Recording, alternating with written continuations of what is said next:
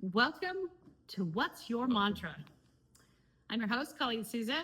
I am an educator, coach, realtor, wife of 36 years to this fabulous guy right here, mother of three, and author of the book, Living by the Mantras, Common Sense Wisdom for an Extraordinary Life.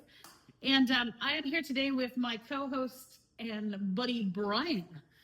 Brian Souza here, blessed because of this young lady right here, 36 years we've spent together in marriage, three wonderful kids, and real estate broker, owner of a little real estate company in Central California, and Mr. Fix-A-Man around the house.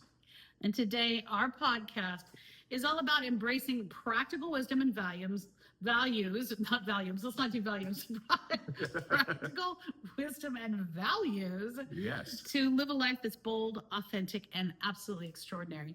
And this is our second episode on the mantra, don't be normal. Don't be normal, just be yourself. And it's about authenticity. And we're going to dive a little bit deeper into this by talking today about what's called the dependent mindset, okay? But I'm going to quickly review. If you want to listen to the last episode, we just discussed what norms are, and briefly they are. Well, things that you face in everyday life, like going to school or going to church or going to a library. There's certain expectations that are needed in those locations. Yeah, our behaviors are often based on the environments that we're in. Yep. And we advocate 100% that you need to behave properly in different social environments. But we discuss the fact that we can't allow societal norms to keep us from being truly who we are, hold us back from being who we were born to be, who we authentically are. And so the question that I pose today is, why do some people tend to be followers or tend to have that following all the time kind of mindset, and they don't really allow themselves to break away from what other people say they should do or who they should be? That's called the dependent mindset. And we see people that have that dependent mindset tend to have lower self-esteem. Yep. Okay. They tend to have a lack of direction. Mm-hmm. They don't always get things finished. They tend to be resentful. A follower. A little bit of an Eeyore. Yeah. If you pick your Disney character. Okay. Yeah. So Brian, talk with us about, I'm going to start with all of us immediately. You can think of a person when I describe those characteristics. Sure. So I'm sure that you did. Why do you think that some people are more that way, that have that? Well, I think it goes back to what we talked about in the previous episode, authenticity, right? So at the end of the day, what does authentic mean? It means to be real, right? So inauthentic is not real. Mm-hmm. So when you really think about that, the people that are followers or they're low self-esteem, they're not really being their real self or who they truly are meant to be. Well, and I think the low self-esteem part, something brings that about in folks, right? They've had experiences, and it can be... it could have been a traumatic experience. It could have been a single traumatic experience that really just caused them to implode. It could be a pattern of behaviors that were directed at them, that over time, whether it starts way back in their childhood, how they were treated by their parents, or by in a relationship, or by a spouse, or even in a work situation where consistently for a long time they were put down or not treated with the right employee or whatever the situation may be. Yeah, if you're not treated with the right respect, then you're not going to have.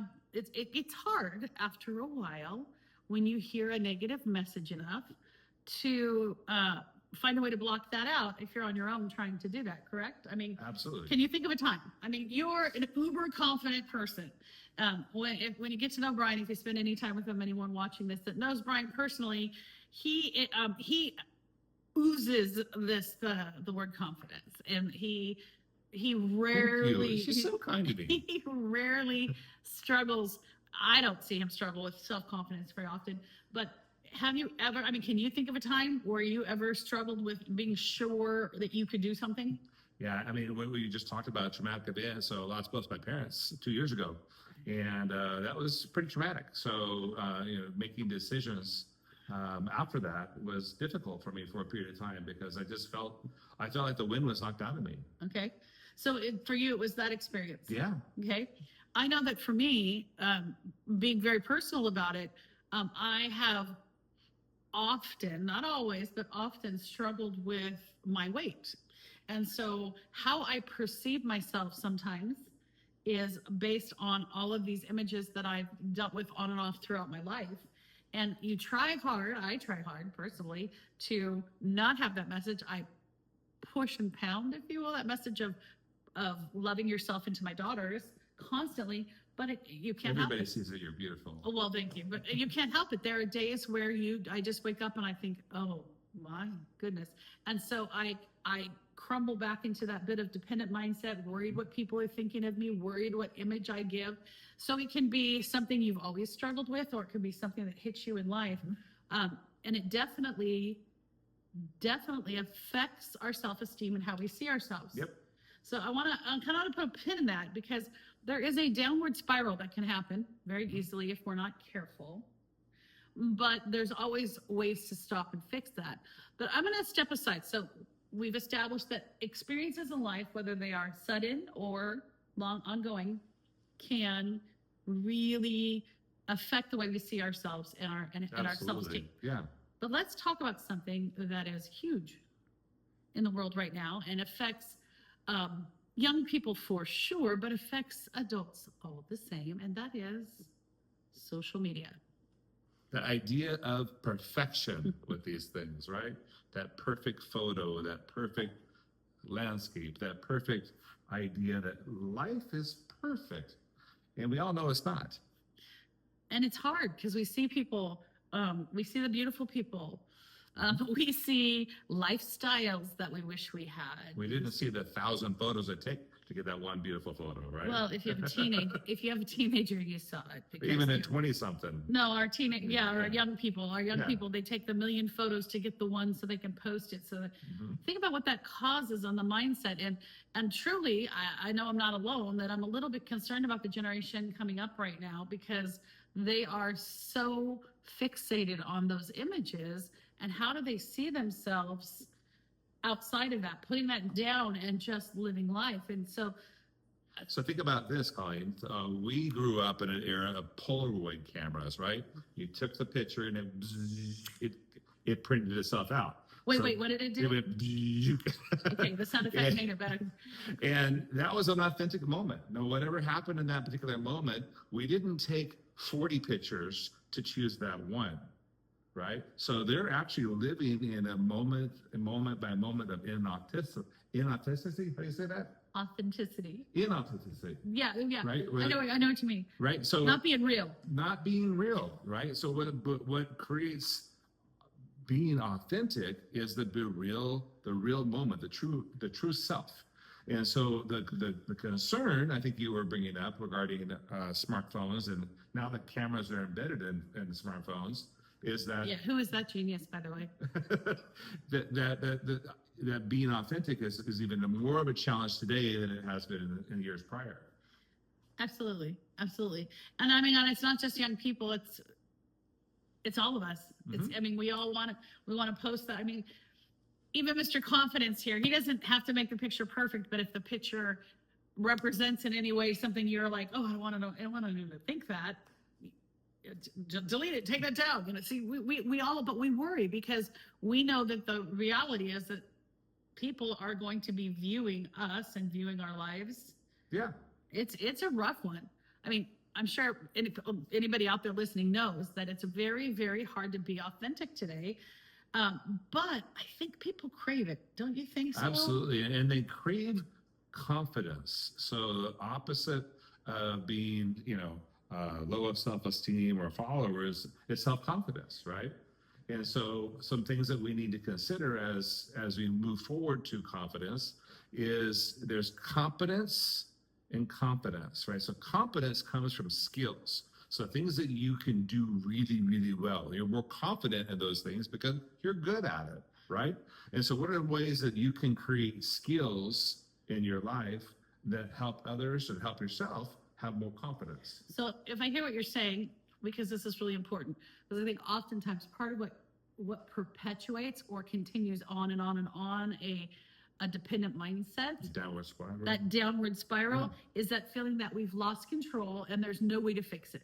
It's important to recognize that. So we're not saying don't recognize that. No, but it happens. So we feel like, okay, there's no way. I mean, I'm just going to be a loser forever. And we all can know that person that's really either stayed, for lack of a better term, a loser forever, or has struggled to come out of that. But I want to, you can take any opposites and make this work here. But think of, we stepped into this little studio that I use this morning, and we hadn't been out here in a couple of days because we've just been busy, and it's cooler weather, and it was cold in here. But that didn't mean we needed to work in the cold. We needed to turn on the heat, and once instead of being in that cold, recognizing the cold, making a change happen. We turned on the heat, and then slowly it reversed the effect. And I only use something as simple as that because we think, okay, well, yeah, that's easy. In a room, you take the cold and you make it warm. In a life that's in a downward spiral, it may be more work, but it's the same concept. You can't reverse that process and build yourself back up. Let's talk about a couple of situations. So let's talk about a family situation, so raising children. Let's talk about a work situation where you're in an environment, and how can you recognize what skills are needed, and then recognize the need that needs to be addressed. Well, I think first of all, you have to recognize. I think it can go both ways, but I think for me, what I often first do is recognize the need. Absolutely. You can see, okay, something has to change. Something's got to change here. Yeah. Whether no matter something's got to give. whether it's in a relationship, in a friendship, in a family, in a job, something's got to change. What I'm doing doesn't make me feel good about myself. This is not who I want to be. Right. This is all not working. So recognizing it, acknowledging it, and then having to take action, which is figure out what about yourself or about the group can work at fixing that change. So let's talk a specific example. So let's talk about the child that maybe is misbehaving because there's something going on in that child's life. How would you fix that? Well, that's a very broad question. So let's just say they're elementary school age and they're not getting along with friends. Okay. They're not getting along with friends. Yeah. Okay. They don't seem to have any friends. No friends. Okay.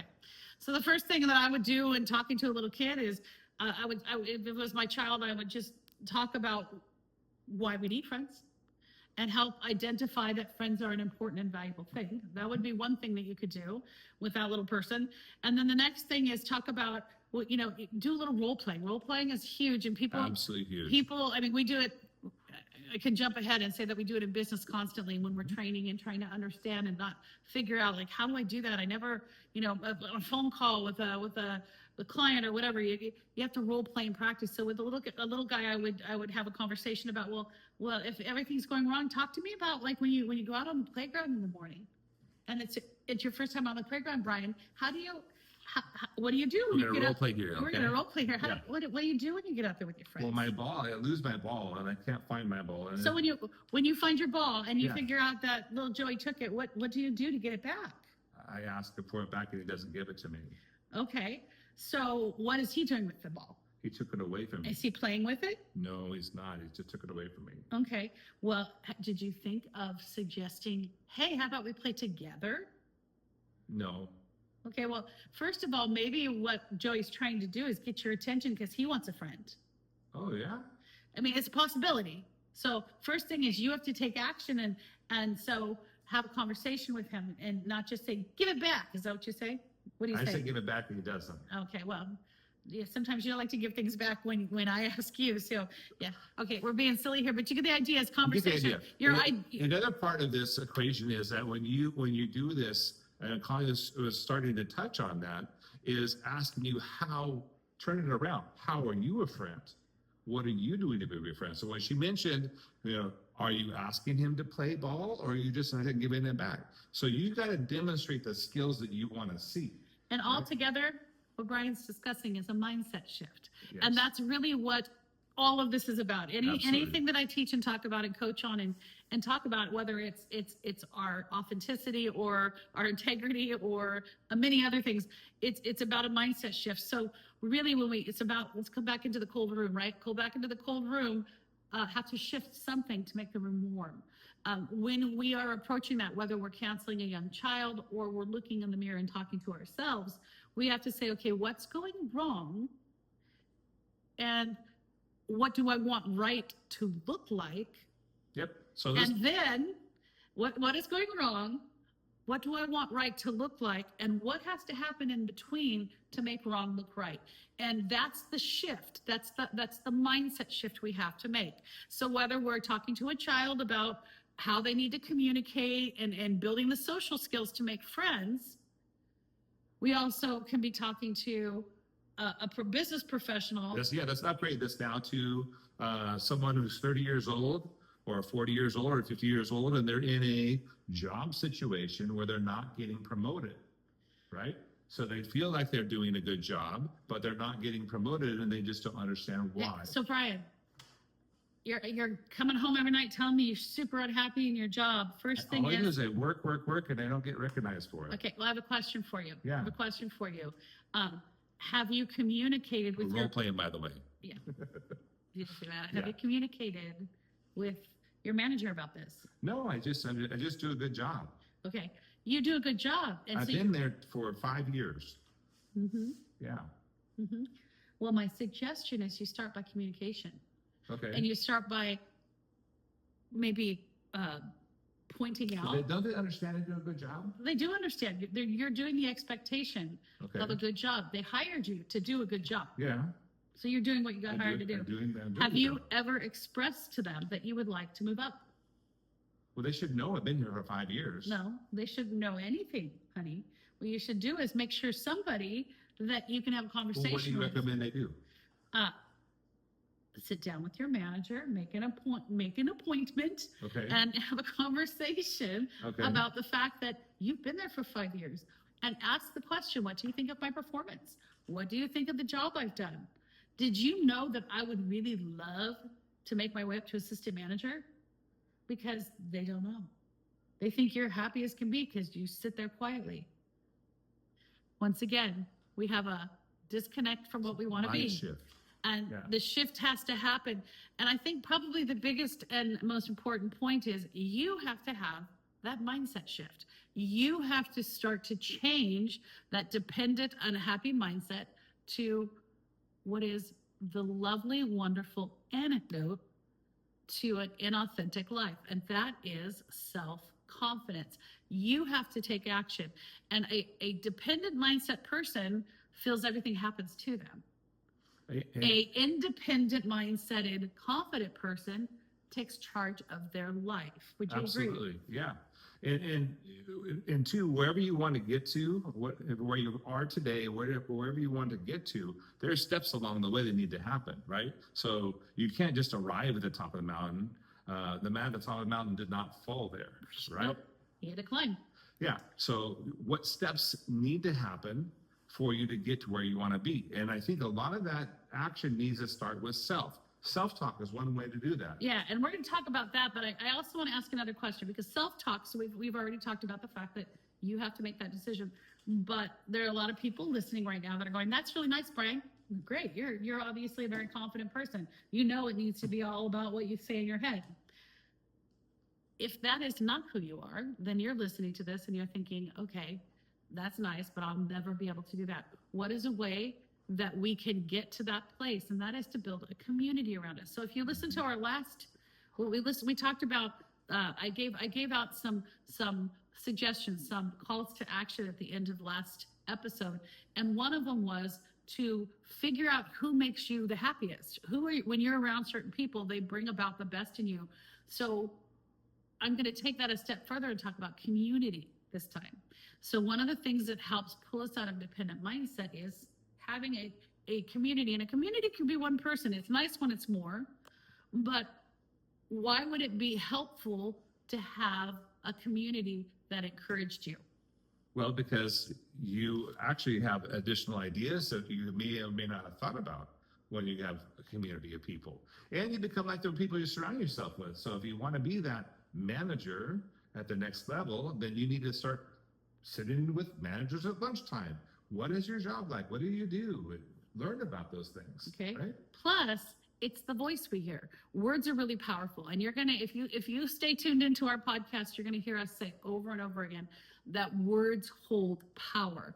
And absolutely do. And whether or not they're conscious or subconscious, if we are hearing words of encouragement from a community that's surrounding us, at least one other person, those positive words enter our heads. And now all of a sudden, rather than only the ugly negative things we might have been thinking, are replaced by a few positive. And if we begin to focus on those, that community supports us. It lifts us up.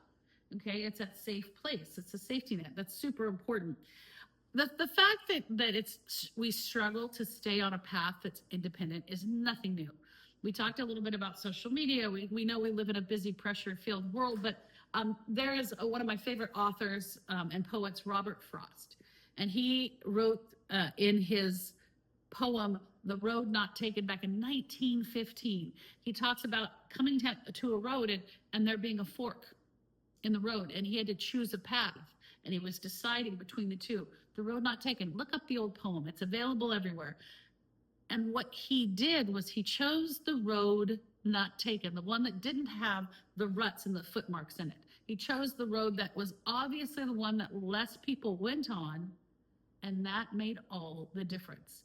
And that was back in 1915. So don't feel like the world we live in today is crushing us and it doesn't allow us any freedom. And it's amazing how things repeat themselves.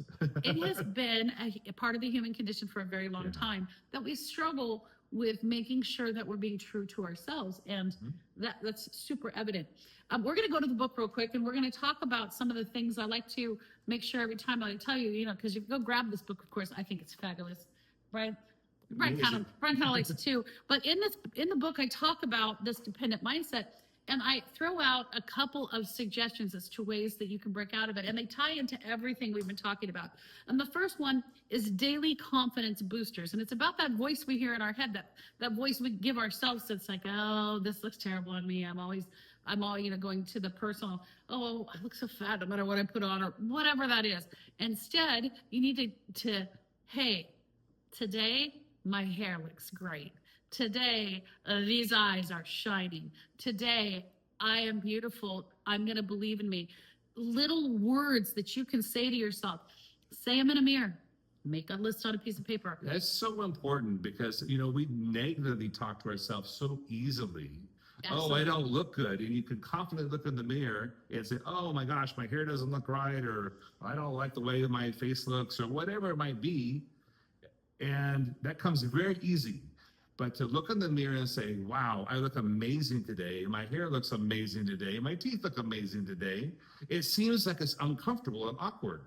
It does, but just starting our day with some positive word to ourselves. So important. And everyone knows what that big stress factor. Maybe you're like, well, I know I'm beautiful, but it's when I get to work and the way they treat me. Great, shift it. Have a little note on your desk. Have a little something you put there that says to yourself, no matter what, or I don't know what it might be at work, like a particular assignment they give you that you're like, oh, every time they hand me this particular pile of paper or I have to deal on this kind of file, I hate it. Well, the minute you say, I hate it, you're going to hate everything you do for the next half an hour to 3 hours. So you have to go, yes, I know how to do this. I love this challenge. My boss is going to be pleased. All right? Yeah. I'm the next one going to be promoted. Our youngest daughter, tends to have a little road rage. She's that kind of driver, and I don't mean it in a super negative way, but she can be as happy as can be with you until she gets behind the wheel of a car, and I notice she's a little bit negative. So for her, it needs to be like a happy face written in dry erase marker on her rearview mirror, so that every time she looks up, she sees that smile, and she's like, okay, I got to smile. I don't need to be grumpy at other drivers. Whatever it is that positive self-talk, because those words are powerful, and that downward spiral will reverse a little bit every time you put something positive into it. So it's super important. Choose positivity. Yeah. Therefore, challenge negative self-talk. And it may seem like it's the same as the other one, but pay attention. And what are the negative things you tend to say? Because you're not always going to say them about everything in life, but there might be like that, oh, this particular task is, oh, I hate this, or, oh, I hate it when I do this. Hear what that is that you say, and then figure out a way. Recognize that you're saying it. Change it. Find a way to change it. And even if it's just one negative thing that you say to yourself throughout the day, And maybe it's for you that you just got like, it's so tired when I have to sit at my desk at work. You catch yourself saying that and then you find yourself tired. So just say, I am energized because I am whatever. And if you switch that one thing in 1 week, you will watch how much different. So you're giving yourself daily confidence boosters. You're taking that 1 or 2 negative things you just catch yourself saying all the time and you give them a twist so that they're positive. Okay. And the third thing is set super achievable goals, because I think one of the things that discourages us the most is that we set these audacious kinds of outstanding things that we think we're going to do, and we don't set the little goals, because achievement is huge. When we accomplish something, when we finish whatever it is, for me, it's unloading the dishwasher, because he knows I wanted it to be a prenup. I never have to unload the dishwasher. I don't know what it is about that task, but it's never been very enjoyable to me. So I celebrate when the dishwasher is empty and clean, because it's accomplishment, and it's a silly little thing, but I know every day if I go in there and do that the kitchen's going to be cleaner. Dishes aren't going to pile up. Small little silly goals about things we don't like to do. So something pointed out, when she kind of talked about point number 2, is, do that one positive action. So maybe your positive action, I'm going to make somebody smile today. That's a goal. So think about what goals are. Make a goal realistic, make a goal attainable, and make a goal time frame. I'm going to make somebody smile today. Yeah. Okay? Not like you're going to make the whole world smile today. That's not really realistic, right? Is it attainable to make one person smile a day? Absolutely, you can do that. Yeah. And you're saying today, right? There's your time frame. You can say this week, I'm going to make 10 people smile. Well, there's 7 days in the week, or maybe 5 work days. So 10, that might be 2 people a day, or maybe 0 person one day and 5 people the next day. So at the end of the day, make sure your goals are realistic, attainable, and have a time frame. Well, and here's one that he made me think of when he was saying that. Let's just say you're a person that's kind of lonely and you feel like you don't have enough friends that surround you. Okay. So you're like, you want to develop a group of friends around you. The realistic, simple goal is that this week you focus on one person and you have 2 or 3 decent conversations with that one person. And it doesn't mean they're suddenly your friend, but you are that much closer to that person being your friend, and know that when you get to know that person, they might have a group of friends to introduce you to, as well as, and then you pick another person, and over time you're strengthening those friendships and creating them so they become something more. That's what I mean when I say set achievable goals. Don't say I'm going to have 25 friends by Christmas. Say I'm going to talk to Brian at work this week. I'm gonna say something every time I pass this desk, or ask a question about, hey, so what are you doing this weekend? And develop a rapport that leads to a friendship. And then once I do that with him, I can do that with another person. Those are very attainable goals. Okay? So Post-it notes are powerful. So if you look at Video Minded Mantras, you can see the Post-it notes on the book. Yeah. So those are for your self-talk, but they also can be for other people as well. Yeah. Thank you so much for what you said in the meeting today. You really gave great input. Or, oh my gosh, you crushed it this week. Nicely done. And you leave that on someone's desk. Right. Right? Well, and that, once again, if your goal is to develop relationships, that's what you do. Let's switch it. Your goal is to lose. I've got to lose 100 pounds. So that's a huge goal, and it's not a really easily attainable goal. It's a goal and it's attainable, but it's not easily obtainable. So the difference would be, I am not going to have a soda at all this week. I'm cutting all the sugary drinks out. And for 1 week, you set a very simple, attainable goal. And at the end of the week, you look back and go, I didn't drink that sugar this week. Between the two of us, we've lost 50 pounds over the last 10 months. Yeah, but I'm pretty excited about that. We are. But as far as setting achievable goals, set it small. Just cut the sugar out. And then, or cut that soda out this week. And you did it 1 week, why couldn't you do it 2? And then when you've done it 2, you've now conquered sodas. Now I am no longer gonna have a donut for breakfast. Whatever it is, those are small goals that over time make a difference. So we're practicing. Think about the skills that she has identified there. So we're gonna practice daily confidence boosters, okay? We're gonna find out what that most negative thing we say to ourselves is, and we're gonna flip it so that by the end of a week, we're saying a positive, then we can find the next negative, and then the next negative, and you can see why over time that changes. And number 3, we're going to set really achievable goals, whatever it is we're trying to achieve, so that we have success, because success boosts our confidence. It's the warm air getting rid of the cold air. So I'm going to ask you to ask yourself 3 questions also this week. And one is, how can I please me? How can I make me a happier person? Okay, that's number 1. Number 2, write down. We talked earlier about when you have a strength, write down one of your strengths and then find all the places you can use it. So if you are really good at being an encourager, find all the places you can encourage. If you are really good at fixing something in particular, find all the ways you can help people fix that this week. The point is, find out what you're good at and use it, because that identify what you're good at. Everybody's good at something. Yeah, and that boosts your confidence and brings up the warm air once again. And then finally, I'd have phone a friend, and this ties in to that having a community around you. Come up with one person. Try to come up with one person. It could be your brother, your sister, your mom, your adult child, somebody that you are going to lean into this week, because in doing so, you can say, hey, I'm going to try to do this. Ask me about it on Thursday. Ask me about it this weekend. That way I know someone's going to hold me accountable. Accountability partners are really important. That's super huge. You can have 5 people if you've got a lot of people around you, but just having one will help you shift that mindset and find the positive, because positivity is the antidote to dependent mindset. And as a bonus, you can do a random act of kindness to a stranger. There you go. Yeah. So this week, we've been talking about the dependent mindset and how getting rid of that makes you a more authentic person. And you don't have to be normal. You can just be yourself.